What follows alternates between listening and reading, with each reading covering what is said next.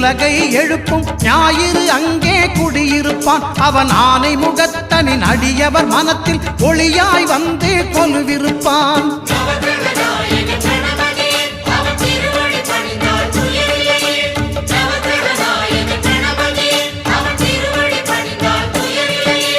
ஒன்பது கோளும் ஒன்றாய் காண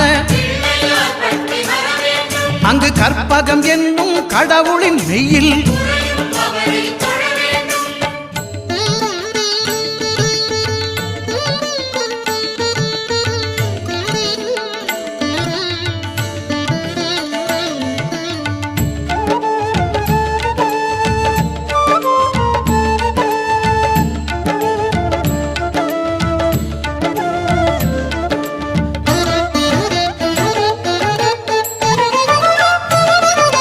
திங்கள் பகவான் திருமுகம் காண